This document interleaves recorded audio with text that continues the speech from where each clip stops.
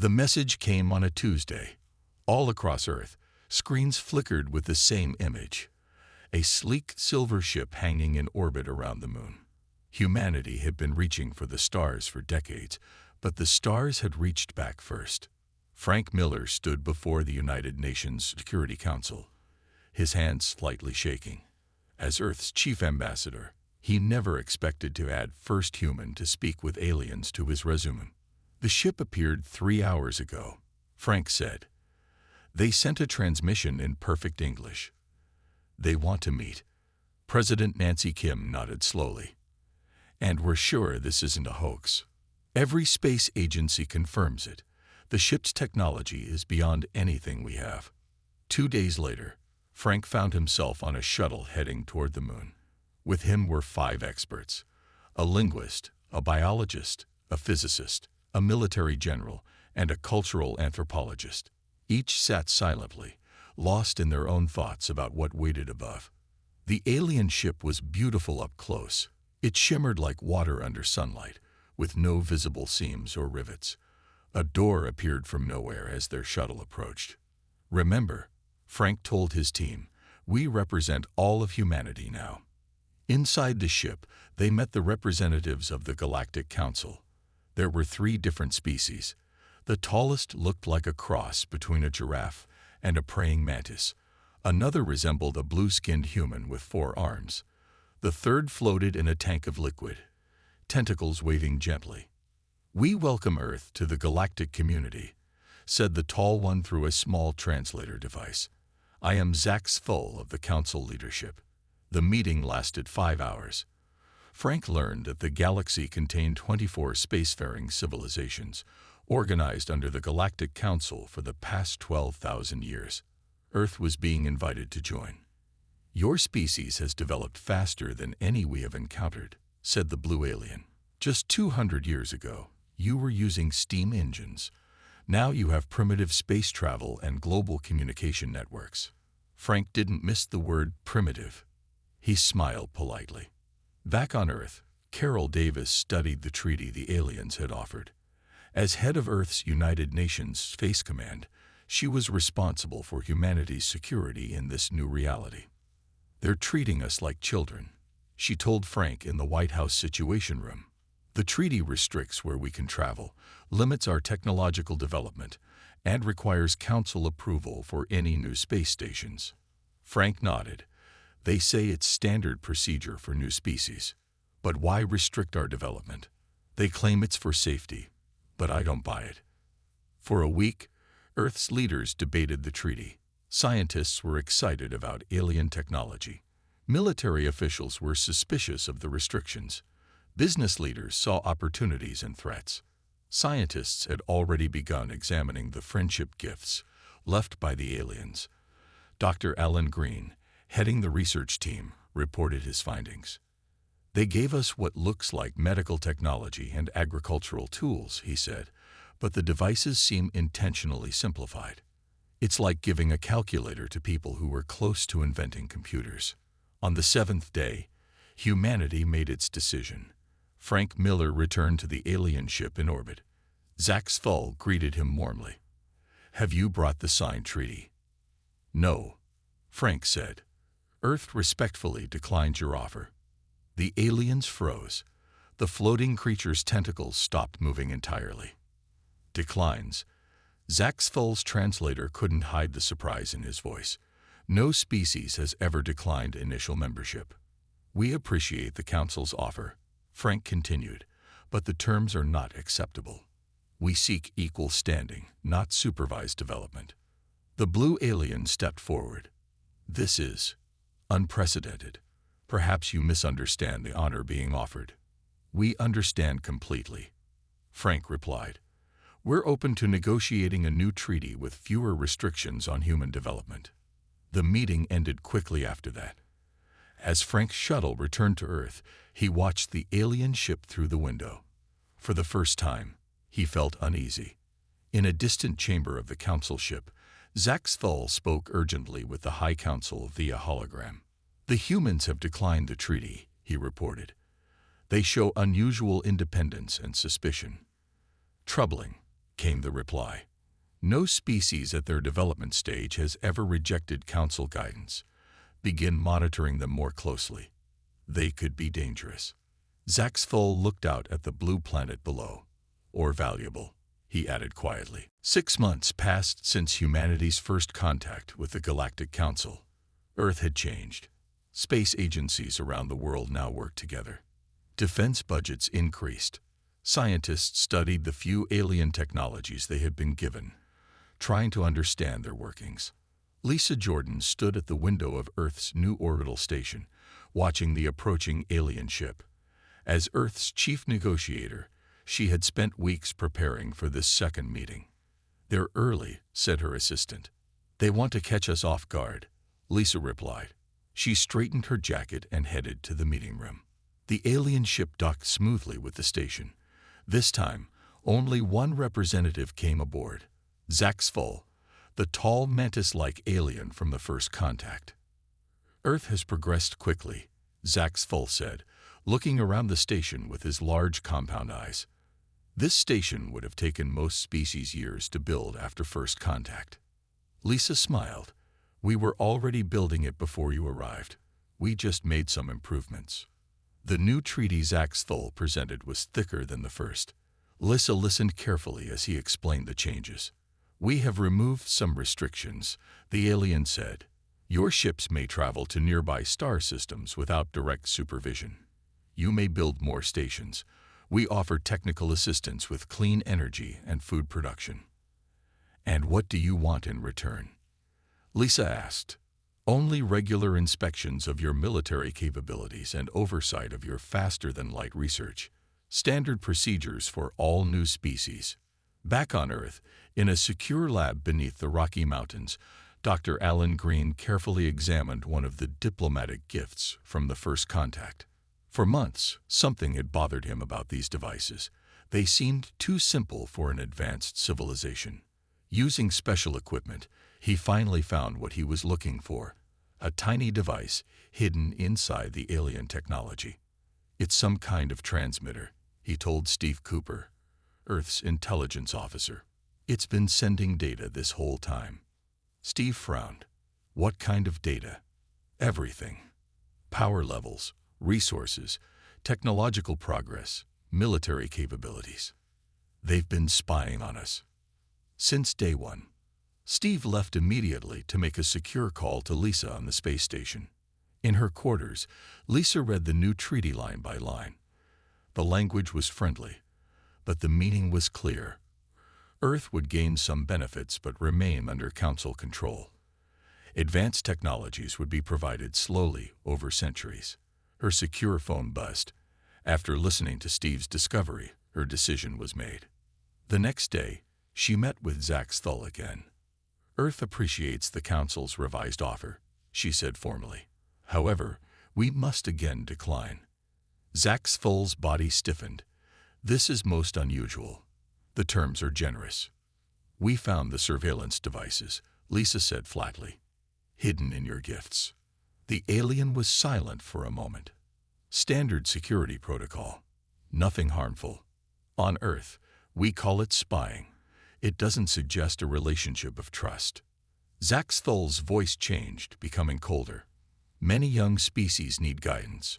Some develop too quickly and destroy themselves." "We'll take our chances," Lisa replied. After the alien left, Lisa met with the station's security team. "Double all security measures," she ordered, "and prepare for possible aggressive actions." On his ship, Zaxthul sent an urgent message to the Council. "Humans have rejected the second treaty. They discovered our monitoring devices. Their technology is advancing faster than predicted.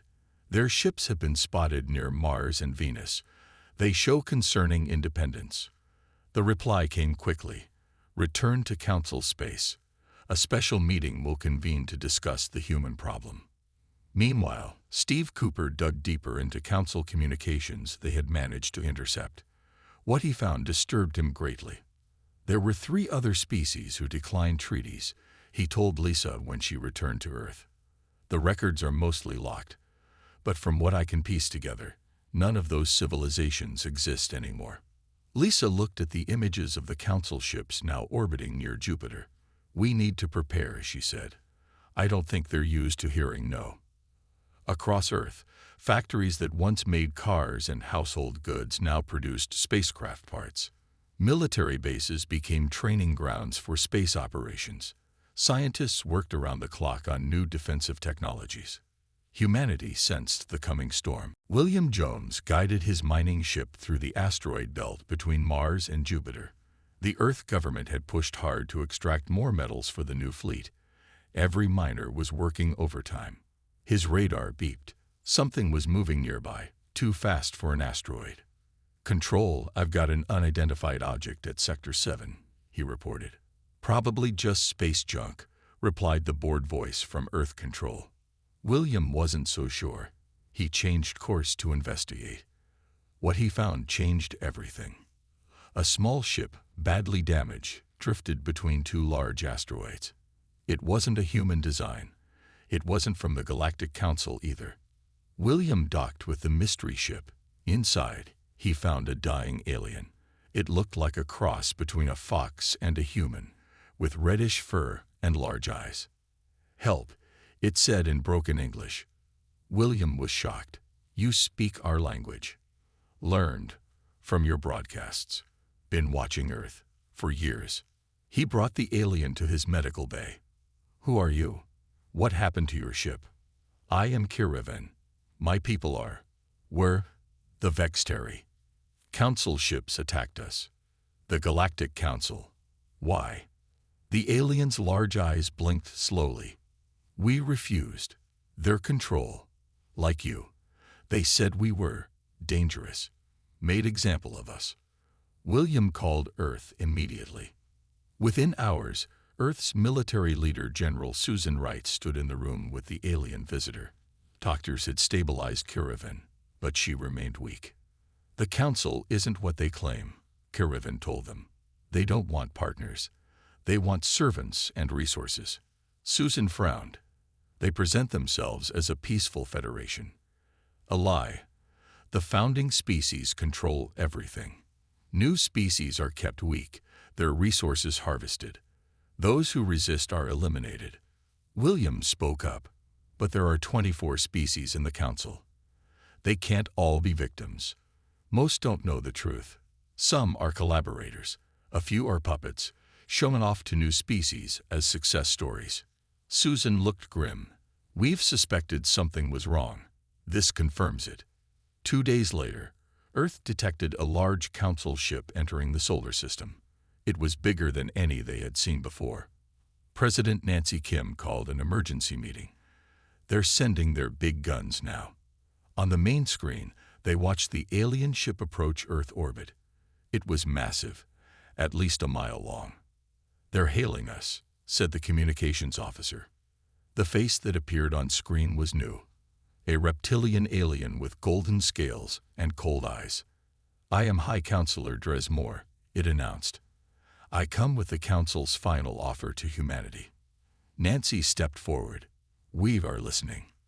Your species has twice rejected our generous terms. This is unprecedented and concerning. However, the Council is patient. We have prepared a special arrangement for Earth." The terms appeared on a second screen. Some restrictions were removed. Earth would receive more technology. Humans could build a larger fleet. "And in return?"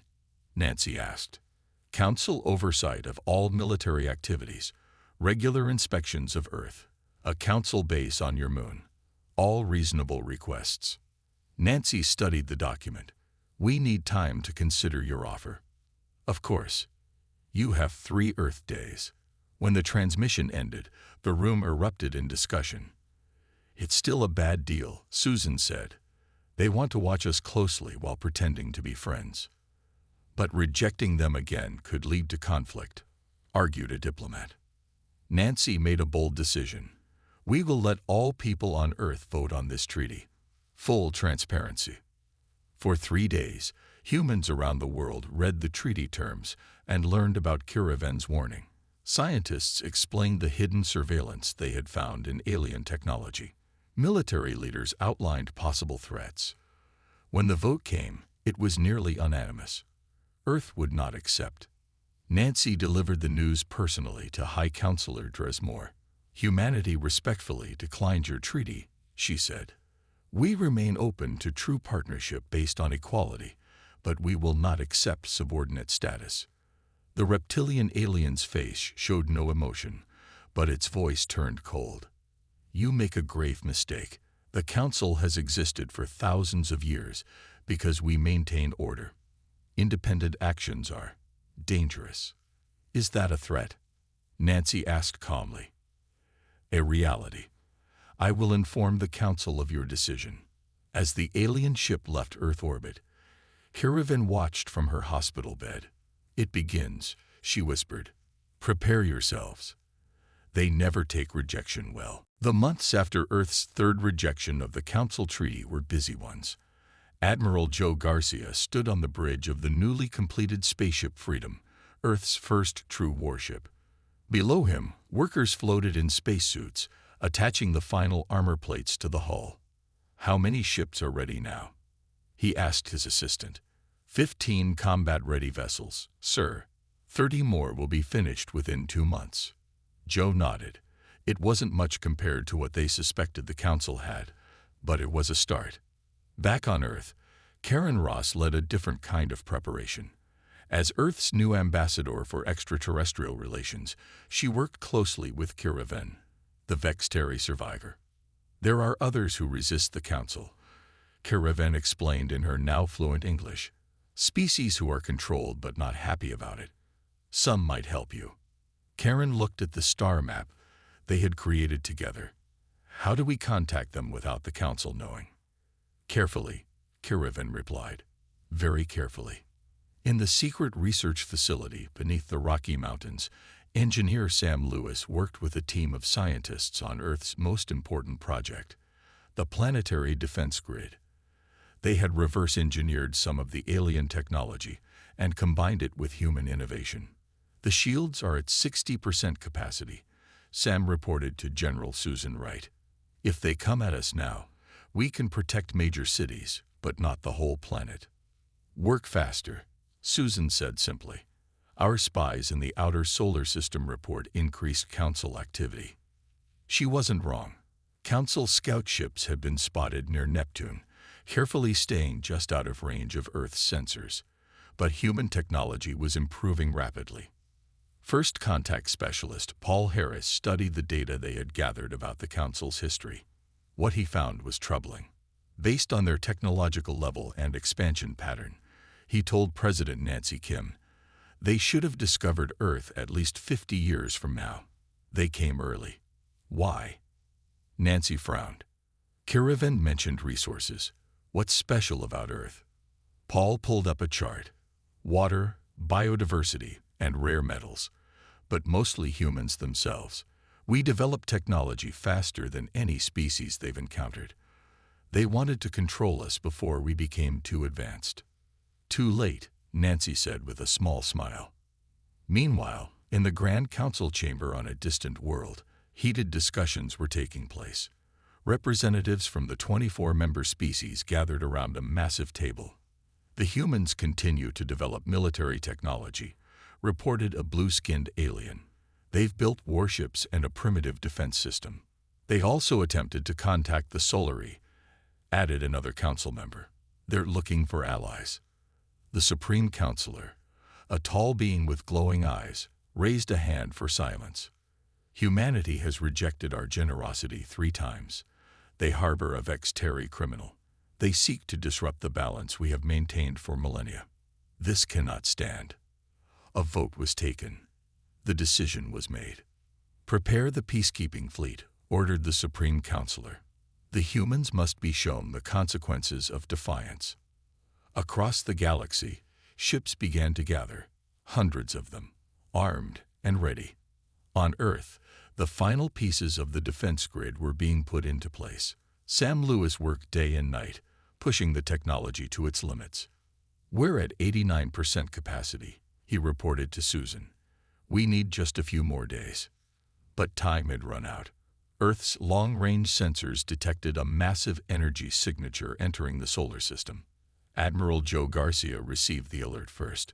All ships, battle stations. This is not a drill. President Nancy Kim addressed the people of Earth through an emergency broadcast.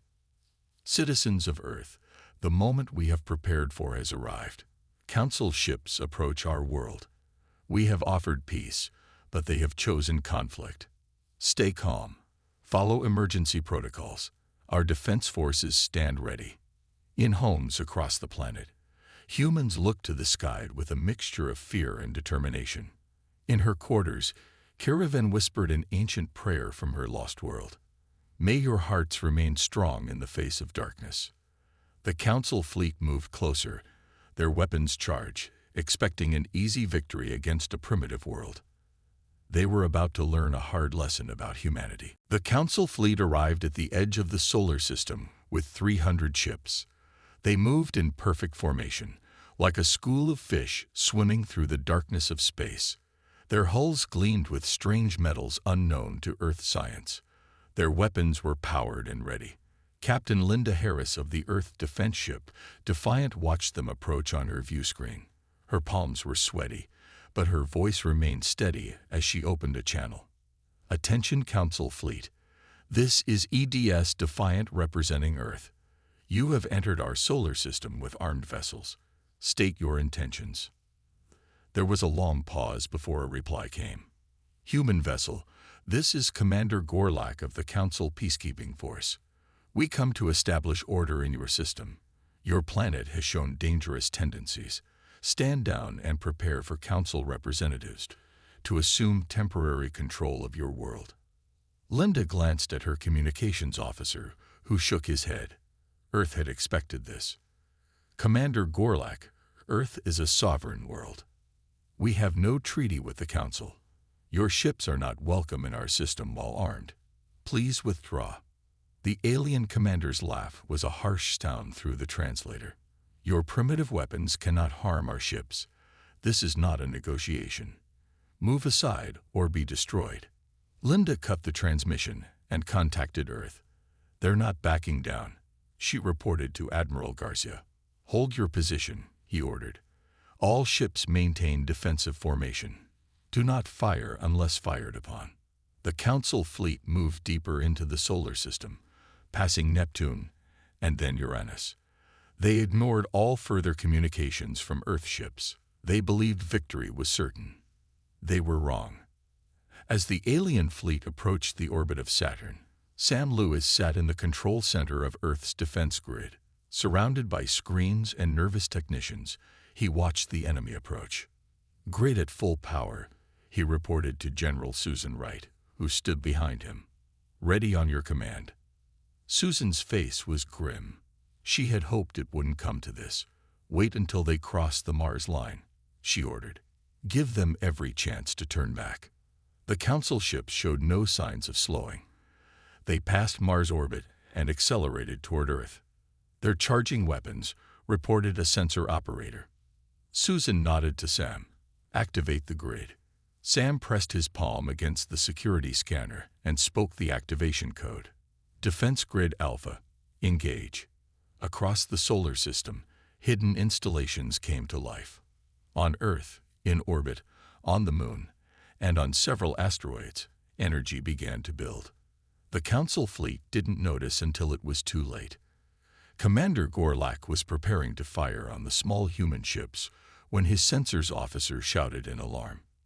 Energy spike. Massive power readings from multiple sources. A wave of energy swept through space like a giant net. It wasn't destructive, not exactly. But as it passed through each Council ship, systems failed, weapons powered down, and engines stopped. Within minutes, the mighty invasion force was drifting helplessly in space. On the bridge of his flagship, Commander Gorlak stared in disbelief at his dead control panels. Emergency lights cast an eerie glow over his reptilian features. Impossible, he whispered. No developing world has this technology. His second-in-command turned to him with fear in her eyes. Sir, the human ships are surrounding us. Linda Harris's voice came through their emergency communicator. Council fleet, your ships have been temporarily disabled. This is not permanent damage. We could have destroyed you, but that is not our way. You will be boarded and your crews detained until arrangements can be made for your return to Council space. In the weeks that followed, Earth forces secured all 300 Council ships. The alien crews were treated well, but kept under guard. Security Chief Greg Bennett personally questioned Commander Gorlak in a comfortable but secure room. "How did you disable our ships?" the alien commander asked, his pride clearly wounded. Greg smiled. "That's not important right now. What matters is why the Council is so afraid of us." "Afraid? The Council fears nothing." "Then why such a large fleet? Why try to conquer us instead of continuing to negotiate?" Gorlak hesitated. Finally, he spoke quietly. "You are dangerous. Your kind develops too quickly. The Council predicted it would take you centuries to build the technology you now possess. You refuse control. Others might follow your example." Greg leaned forward. "And that's what really scares the Council, isn't it? Not our weapons, our ideas." Across the galaxy, news spread quickly. The mighty Council fleet defeated by a species that had only achieved space travel a few generations ago. 3 other species, long controlled by Council treaties, began to ask questions. Change was coming to the galaxy. News of Earth's victory spread through hidden channels across the galaxy. 3 species who had long suffered under Council control reached out secretly to humanity. Barbara Taylor and John Adams, Earth's diplomatic envoys, traveled in a small unmarked ship to meet them at a remote space station in neutral territory. The station orbited a dead moon at the edge of a forgotten star system. It was old and rusty, but it was safe from Council spies. Barbara looked at the 3 alien representatives sitting across from her. The Solari were tall and thin with pale blue skin. The Vexteri survivors, Caravan's people, looked like humanoid foxes with clever eyes. The Krith were short, stocky beings with 4 arms and rough, stone-like skin. "We've all suffered under Council rule," said the Solari representative. "They took our best worlds, restricted our growth, and used our people as cheap labor." The Krith nodded. "They call it protection, but it is prison." John spread out a star chart on the table. "Together, we might have a chance to change things. Earth has technology that can disable Council ships without destroying them. You have knowledge of Council space and operations." "An alliance," Barbara added, "based on equality and mutual respect." The Vexteri representative, who had lost most of his family when their homeworld was attacked, leaned forward. "Why should we trust humans? You are young in the stars." "Because we refused the Council 3 times," Barbara replied. "Because when we defeated their fleet, we didn't destroy it. And because we're here, talking as equals, not dictating terms." Slowly, the 3 representatives nodded. Back on Earth, scientist Maria Scott worked with alien visitors to share medical knowledge. In a clean white lab, she showed them Earth's advances. "Our medicine developed differently from yours," she explained. "We can share treatments that might help your people." The aliens were amazed. One Council species had held a monopoly on advanced medical care for centuries, charging high prices for treatments. Earth offered its medical knowledge freely to its new allies. But not everyone welcomed these changes. In a small town in northern Canada, a man named Edward Campbell sent encrypted messages to a hidden Council outpost. Campbell had been secretly recruited years before first contact, identified by Council observers as someone greedy and disloyal. "The humans are forming an alliance with rebel species," he reported. "They're sharing technology and building more ships." Before he could send more information, local police broke down his door. They had been tracking his unusual communications. Security Chief Greg Bennett personally oversaw his arrest. "How did you find me?" Campbell asked, as they led him away. "Your Council friends aren't as clever as they think," Greg replied. In the Grand Council chamber, emergency sessions were held. Reports of Earth's victory had leaked despite their best efforts to control the information. "The humans are spreading dangerous ideas. One council member complained. 3 of our labor worlds have already reported unrest. The Supreme Councilor's face showed rare emotion. Fear. Declare humans and their allies outlaw species. No trade, no communication. Any ship from Earth or its allies is to be destroyed on sight. But the declaration came too late. The idea of freedom had already taken root on dozens of worlds. Council workers began to question their treaties. Why did some species have better rights than others?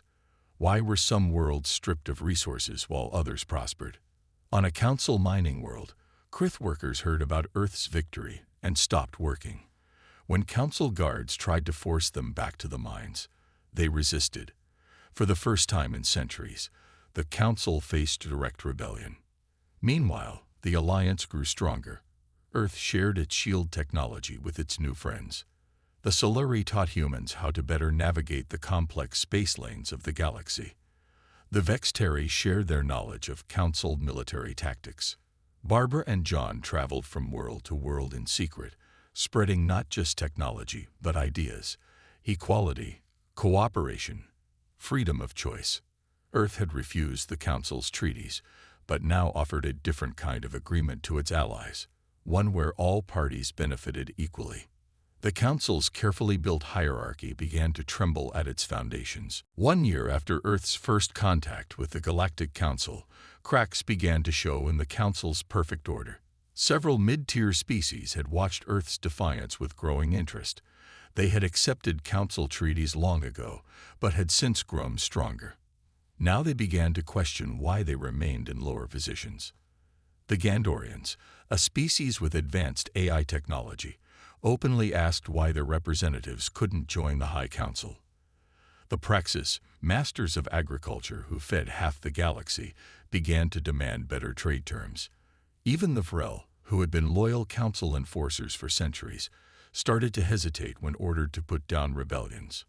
Diplomat Henry Morris traveled in a heavily armed Earth ship to the Council homeworld.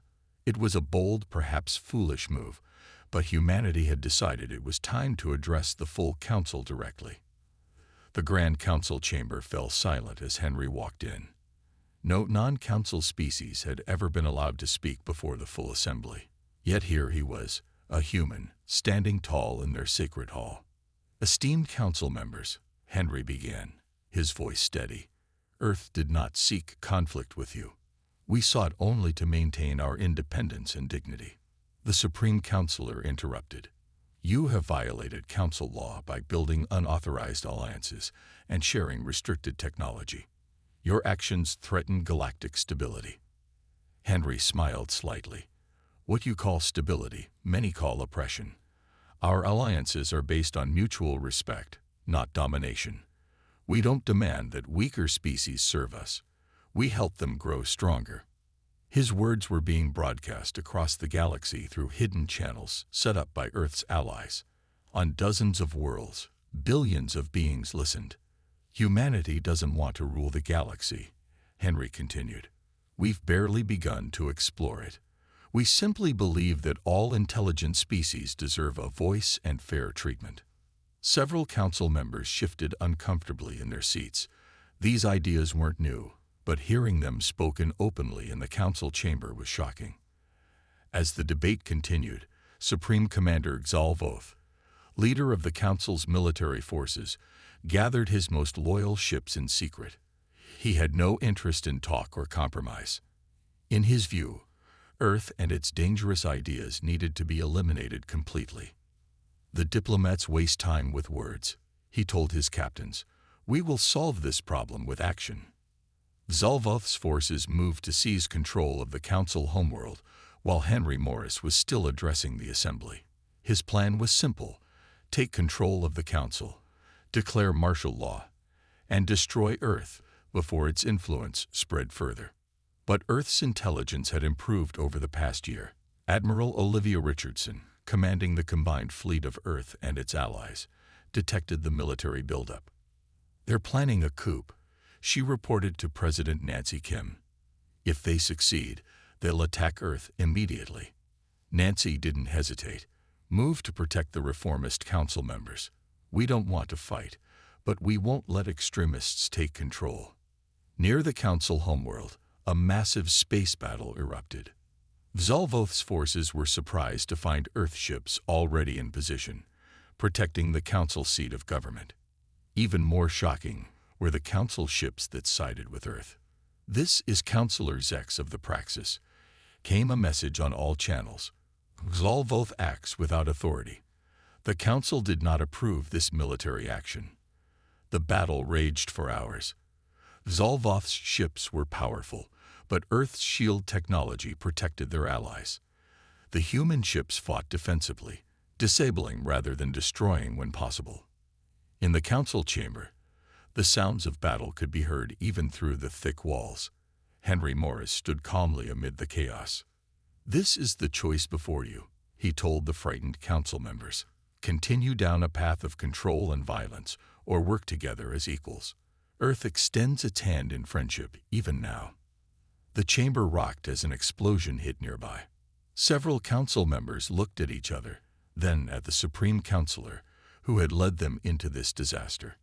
One by one, they began to vote. 3 months after the battle at the Council homeworld, representatives from 57 species gathered in the same chamber that had once been reserved for Council members only. The old Council was gone. In its place stood something new, the Galactic Cooperative. Eric Butler led the human diplomatic team as they helped draft a new charter. Unlike the old Council treaties, this document treated all species as equals. No race would rule over others. Resources would be shared fairly. Each world would govern itself while working together on matters that affected all. "It's not perfect," Eric told Barbara Taylor as they reviewed the final document. "But it's a good start." Barbara nodded. A year ago, who would have believed this was possible? The changes were not easy for everyone. Many Council species had enjoyed special privileges for centuries. Some still resisted the new order, but most recognized that change was inevitable after Xolvoth's failed coup had exposed the corruption at the heart of the old system. What surprised many Council species most was what happened after the fighting ended. They had expected Earth and its allies to seek revenge, to take control, to become the new masters of the galaxy. Instead, humans worked to rebuild damaged worlds, regardless of which side they had fought on. On the former Council capital, humans helped repair the very chamber where they had once been rejected. Admiral Olivia Richardson personally oversaw the return of captured Council ships, properly repaired and refueled. "I don't understand," a former Council commander said as his ship was returned. "We tried to destroy you. Why help us now?" "Because that's not who we are," Olivia replied simply. "We fought only because we had to. We build because we want to." This philosophy confused many but inspired more. Across the galaxy, species that had been enemies for generations began hesitant cooperation. Earth delegates helped negotiate peace between worlds that had been in conflict for centuries. But not everyone welcomed the new era. A group of former Council hardliners, led by a few who had escaped after Xolvoth's failed coup, plotted from the shadows. They planned one final desperate act, to assassinate the leaders of the new cooperative during the charter signing ceremony. Their plot might have succeeded if not for Diane Nelson, head of Earth's security team. Working with security experts from a dozen worlds, she uncovered the conspiracy just hours before it was to be carried out. "We have 6 assassins in place already," she reported to the Emergency Security Council. "They've smuggled weapons into the signing venue." What followed was a masterclass in cooperation. Security forces from former enemy worlds worked together flawlessly. Each assassin was quietly captured without the public ever knowing the danger. The signing ceremony proceeded without incident. The former Council spy who led the plot was stunned when his interrogation was conducted jointly by human and Vextari agents. "You should be enemies," he said. "The Vextari were nearly wiped out because of Council actions that humans opposed. There should be hatred between you." "That's the difference between your way and ours," replied the Vextari agent. "You expect division. We choose cooperation." 1 year after humanity's first contact with the Galactic Council, Representatives from all member worlds gathered on Earth for the formal establishment of the new galactic cooperative. The location was symbolic.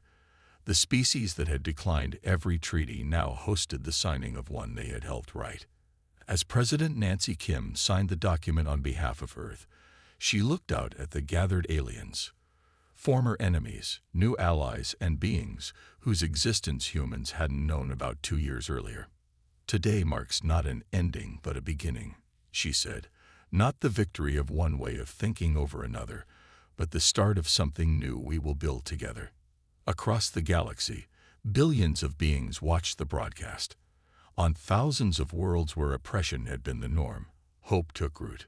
The Council had feared humanity because they declined their treaties. In doing so, humans had changed the galaxy not through conquest or domination, but by standing firm on a simple principle that true cooperation must be based on equality and respect. It was a lesson the galaxy would not forget.